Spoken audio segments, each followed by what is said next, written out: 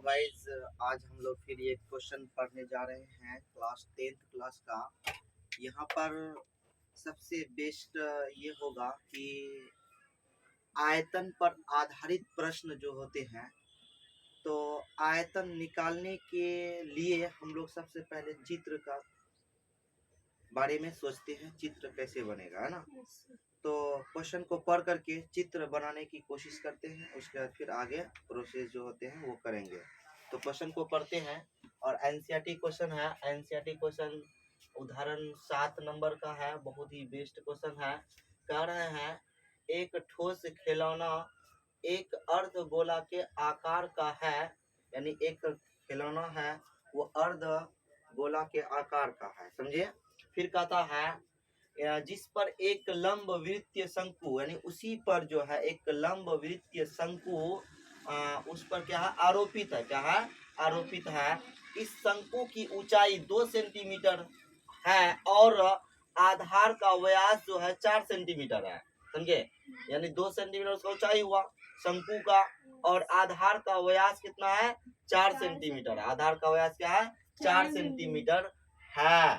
तो कहता इस खिलौने का आयतन निर्धारित कीजिए। इस खिलौने का आयतन निर्धारित कीजिए। यदि एक लंब वृत्तीय बेलन इस खिलौने के परिगत हो तो बेलन और खिलौने के आयतनों का अंतर ज्ञात कीजिए। और पाई का मान 3.14 लेने के लिए कहा जा रहा। तो सबसे पहली बात, यहाँ पर जो चित्र है वो चित्र को हम लोग देखते हैं। चित्र बहुत ही बेस्ट है। यानी यहाँ पर जो कहा है कि एक ठोस खिलौना एक अर्ध गोला के आकार का है। सबसे पहली बात, यहाँ पे अर्ध गोला या शंकु उस पर आरोपित है, तो शंकु भी बना सकते हैं। यहाँ पे अच्छे से ध्यान देना, यहाँ पे ऐसे ही चित्र बनेगा, इस तरह से यहाँ पे इसका शंकु बना दिए।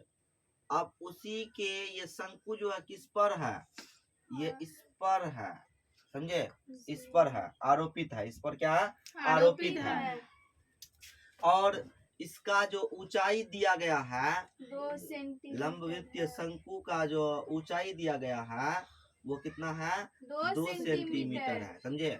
और इसका व्यास दिया है 4 सेंटीमीटर। अर्ध गोला का जो व्यास है और शंकु का जो व्यास होगा वो कितना होगा, 4 सेंटीमीटर है। कितना है, 4 सेंटीमीटर है। तो कहता है पहले, सबसे पहली बात ये जो है, फिर आगे जो क्वेश्चन कहता है कि ये जो खिलौना बना, ये खिलौना कैसा है। यहाँ पे कहा है एक ठोस खिलौना एक अर्ध गोला के आकार का है, अर्ध गोला हुआ, जिस पर एक लंब वृत्तीय शंकु, देखो शंकु उस पर क्या आरोपित है, उस पर है। इस शंकु की ऊंचाई 2 सेंटीमीटर और आधार का व्यास 4 सेंटीमीटर है। इस खिलौने का आयतन निर्धारित कीजिए। इस खिलौना का आयतन निर्धारित करने के लिए कहा जा रहा है, ये तो हो जाएगा। चलो अब आगे फिर कहता है कि यदि एक लंब वृत्तीय बेलन, एक लंब वृत्त यानी ये जो है इस पर एक बेलन आरोपित, इसके बेलन जो है इसके परिगत यानी चारों तरफ से घिरा हुआ है, समझे, वही चीज बोल रहा है। यदि एक लंब वृत्तीय बेलन इस खिलौने के परिगत, है ना, परिगत लिखा हुआ, परिगत चारों तरफ से ढका हुआ है, परिगत हो तो बेलन और, यानी बेलन और खिलौने के आयतनों का अंतर स्पष्ट करने के लिए करा। यानी जो बेलन, ये बेलन जो है, बेलन के अंदर ये चीज क्या घुसा हुआ, तो बेलन का आयतन निकालिए, फिर इसका आयतन निकाल करके जो अंतर आएगा वो निकालने के लिए भी कहा जा रहा है। तो सबसे पहली बात हम लोग यहाँ पे एक काम करते हैं। पहले इसका यहाँ पे कह रहा खिलौने का आयतन निर्धारित कीजिए, तो पहले सबसे पहले मैं इसका काम निकाल लेता हूँ। चलो, तो यहाँ पे सबसे पहले काम क्या करेंगे हम लोग यहाँ पे, चलो अर्ध गोला, क्या है, अर्ध गोला का व्यास दिया है, क्या है, अर्ध गोला का, है ना, अर्ध गोला का क्या दिया है, व्यास दिया है। व्यास जो दिया है, व्यास कितना दिया है, 4 सेंटीमीटर, इसीलिए त्रिज्या निकाल सकते हैं। चलो इसका त्रिज्या निकालो, तो इसका त्रिज्या निकाल रहे हैं तो कितना आ जाएगा, 4/2 बराबर 2 सेंटीमीटर। चलो ये तो आ गया। फिर इसके बाद यहाँ पे क्या है, शंकु, क्या है, शंकु का क्या दिया हुआ है, देखो यहाँ तो त्रिज्या हो जाएगा 2 सेंटीमीटर हो जाएगा और एच हो जाएगा 2 सेंटीमीटर।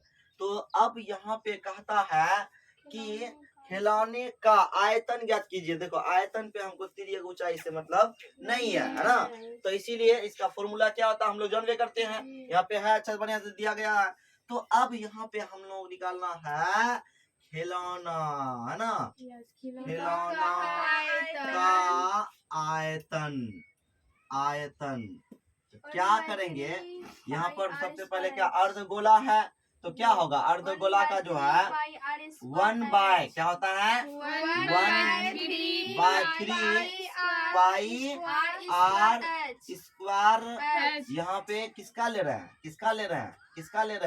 ये शंकु का ले रहे हैं, क्या ले रहे हैं 1/3 पाई आर स्क्वायर एच। ये शंकु का आयतन ले रहे हैं, क्या ले रहे हैं शंकु का आयतन हुआ, प्लस इसमें क्या करेंगे अर्धगोला का आयतन क्या होता है 2/3 पाई आर क्यूब होता है ना। चलो अब यहाँ पर देखो 1/3 गुना 3.14 गुना यहाँ पे आ जाएगा 2 गुना एच का मान कितना है 2 ही है, फिर यहाँ प्लस 2/3 गुना 3.14 गुना यहाँ पर 2 गुना 2 हो जाएगा। अब देखो कटने वाला कोई नहीं, इसको गुना करोगे तो हो जाएगा 3.14 गुना 2 3 4 दूनी 8/3, फिर प्लस यहाँ पे आएगा 3.14 गुना 2 3 4 8 गुना 16/3। तो इसको गुना करें कितना आएगा 25.12/3 प्लस इसका करेंगे 50.24/3, इसका एल्सियम लेंगे तो यहाँ पे आ जाएगा कितना आ जाएगा एल्सियम 3 आएगा। फिर यहाँ पे 25.12 प्लस 50.24 इसको जोड़ेंगे तो 75.36/3, इसको काटेंगे 25 तिया 75 25.36 है ना 12 इतना सेंटीमीटर क्यूब। यानी जो कह रहा था इस खिलौने का आयतन निर्धारित कीजिए, तो ये खिलौना जो है इसका आयतन जो आया है, आयतन मतलब हम लोग जानते हैं कि इसमें जितना जगह होगा तो इसमें जगह हम लोग निकाले तो यहाँ पर जगह देखो कितना निकला, यानी 25.12 इसमें पानी या दूध या तेल या कोई भी द्रव पदार्थ इसमें जगह छेक सकता है, वही चीज बोला जा रहा है, समझे। तो ये भी आकृति इस शंकु के आकार का है, इसमें भी हम लोग पानी वगैरह डाल देते हैं तो चित्र ज्यादा बेटर हो जाएगा। तो यहाँ पर मैंने यूज कर देता हूँ पानी का, समझे। अब ये आकृति जो है एक बेलन पर आरोपित है और वो बेलन जो है परिगत है, क्या है परिगत है, समझे। इस पर ऐसा है आकृति। अब देखो हम लोग यहाँ पे अब काम करने वाले हैं, क्या काम करेंगे इधर करते हैं, समझे। चलो इधर अब यहाँ पे काम करते हैं। तो नाव यहाँ पे काम करेंगे, क्या करेंगे सबसे पहले लंब वित्तीय बेलन, क्या बोला है लंब वित्तीय बेलन, वो लंब के आकार का है, लंब वित्तीय बेलन में है ना, बेलन में कैसे काम करेंगे देखो ध्यान से अच्छा से।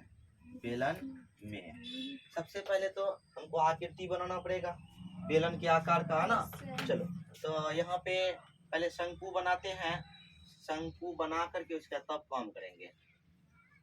ध्यान दो अच्छे से, ध्यान देना है सब बच्चों को, इधर देखो ध्यान दो।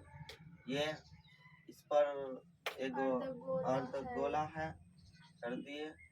अब देखो यहाँ पे, अब उसके बाद यहाँ पे इसका जो दिया गया है वो हम लोगों को समझ में आ रहा है कितना दिया गया है 2 सेंटीमीटर। यहाँ पे दिया गया है ऊंचाई 2 सेंटीमीटर, इसका व्यास दिया गया है 4 सेंटीमीटर, समझे। चलो अब एक लंबवृत्तीय बेलन पर क्या है आरोपित है। चलो देखो यहाँ पे ध्यान से, अब यहाँ पर एक बेलन आरोपित है, तो बेलन को हम लोग यहाँ पे आरोपित करेंगे, ध्यान देना है सब बच्चों को।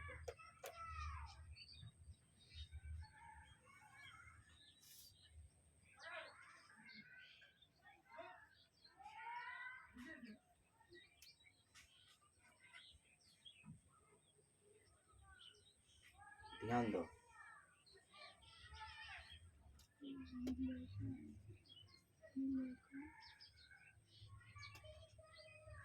देखो इसको हम लोग यहाँ पे अब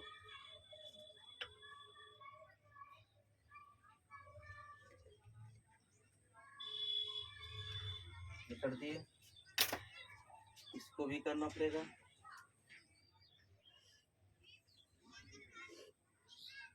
देखो ये बेलन हुआ, उस पर एक खिलौना आरोपित है, तो कहता है कि अब जो ये जो बेलन है, इस बेलन का क्या क्या दिया गया है, अब वहां पे पढ़कर देखते हैं। क्या कहता है आगे कि यदि एक लंबवृत्तीय बेलन इस खिलौने के परिगत हो तो बेलन और खिलौने के आयतन का अंतर ज्ञात कीजिए। और कुछ दिया, बेलन का कुछ दिया, देखो तो अच्छे से, तो क्या हो जाएगा, बेलन का त्रिज्या हो जाएगा, देखो वहाँ पे त्रिज्या 2 सेंटीमीटर हो जाएगा 2 सेंटीमीटर, और ऊंचाई कितना हो जाएगा, 4 सेंटीमीटर। ऊंचाई इसका दिया है कितना, 4 सेंटीमीटर। समझे कैसे 4 हो जाएगा, बोलो तो कैसे हो जाएगा, यानी यहाँ से यहाँ तक 2 है, यहाँ से यहाँ तक त्रिज्या 2, तो कितना हो जाएगा इसका, ऊंचाई 4 हो जाएगा। यहाँ आकृति थोड़ा सा मतलब कि हटा कर बनाया गया है, वो अलग बात है। यहाँ से यहाँ तक कितना हो जाएगा, 4 सेंटीमीटर हो जाएगा। समझे, यहाँ से यहाँ तक कितना, 4 सेंटीमीटर h हो जाएगा। तुमको खुद यहाँ सोच करके बनाना पड़ेगा कि वो लंबवृत्तीय बेलन का ऊंचाई क्या हो जाएगा, क्योंकि अभी देखो इसका ऊंचाई दिया है 2, तो इसका त्रिज्या निकालेगा तो 2 कितना हो जाएगा, 4, तो ये बेलन का भी कितना हो जाएगा, ऊंचाई 4 हो जाएगा। तो इसीलिए अब यहाँ पर बेलन का पहले हम लोग आयतन, बेलन का आयतन निकालेंगे। आयतन क्या होता है, पाई r स्क्वायर h 3.14 गुना 2 गुना 2 गुना 4, तो यहाँ पर 3.14 गुना 2 4 चक 16, तो हो जाएगा 50.24 सेंटीमीटर क्यूब। अब कह रहा है, क्या कहता है, आयतनों का अंतर, क्या कह रहा है, आयतनों का अंतर, इसलिए यहाँ पर लिखा है आयतनों का अंतर है ना। बेलन में घटना है, बेलन का आयतन है ना, बेलन का आयतन में घटा देना खिलौनों का आयतन, खिलौनों का आयतन, समझे, तो वह वही उसका अंतर निकल जाएगा। इसका अभी निकाले हैं 50.24 माइनस इसका निकला 25.12, तो यहाँ पर हो जाएगा 25.12 सेंटीमीटर क्यूब, इसका यहाँ पे ये हो जाएगा। तो इस तरह से यहाँ पर ये क्वेश्चन का जो कह रहे थे क्वेश्चन, उसी हिसाब से इसको बनाया गया, और इस खिलौनों का आयतन हो गया 25.12 सेंटीमीटर क्यूब, और इस का अंतर जो निकालने की बात किया वो इतना सेंटीमीटर क्यूब आएगा। तो बहुत ही बेहतर सवाल था। अब हम लोग इसको समझने की कोशिश किए और बहुत ही अच्छा क्वेश्चन था। चलो इसको हम लोग अब रखते हैं।